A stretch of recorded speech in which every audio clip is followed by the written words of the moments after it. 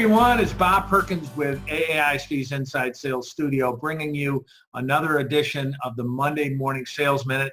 I'm here with Rob Beattie. How are you doing today, Rob? I'm great, Bob. Good to talk to you. Hey, I like your pin there, by the way. Yeah. I guess we're members of the same club here. Actually, it's a great club. It's the aa-isp pin. But Rob actually supports the association in many ways. He speaks at events. He's also the chapter president of the Southeast Michigan chapter. So we appreciate all you do for our great community, Rob. Rob is here today. He's going to share a couple of tips as we go into the new year.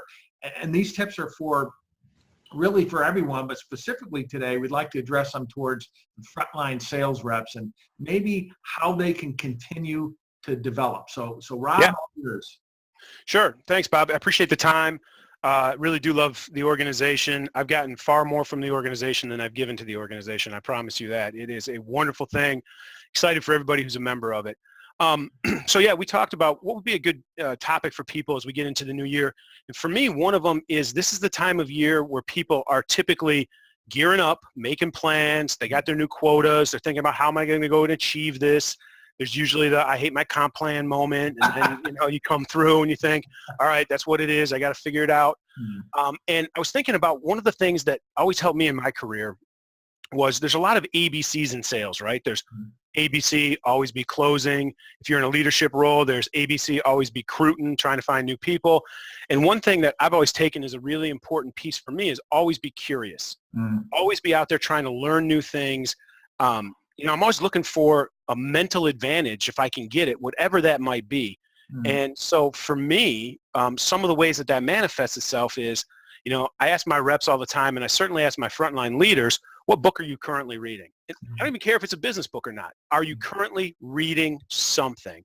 And the reason that's important if you're a frontline rep is you got to find ways that you stand out, ways that you become smarter about the overall business that you're in, the overall capabilities that you bring to the table. Because at the end of the day, if you're looking to grow your career, most likely that's going to involve some form of promotion, and you're going to be up against 3 or 4 other people who have very similar backgrounds to what you have and have probably done similar performance. Yeah. If you've got that thing that sets you apart, maybe it's the way that you learn. Maybe it's something that you picked up along the way.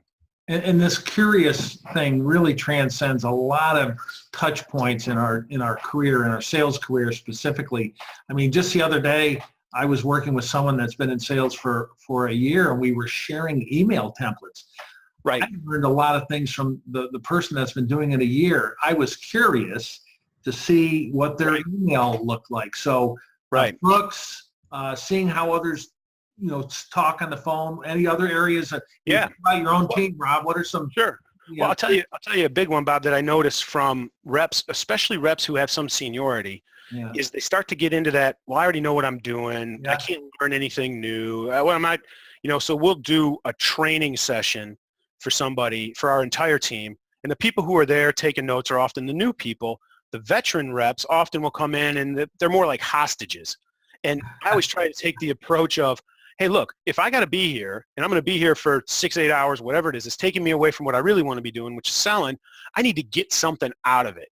So how do I go into that training with the mindset of, no matter what, I'm walking out of here with 2 or 3 things today that I can use? And you nailed it, I think. Go into a session, go into reading a book, go into looking how somebody does something with an open mind, wanting to get something out of it. Because if you close your mind, whatever you hear is going to sink in.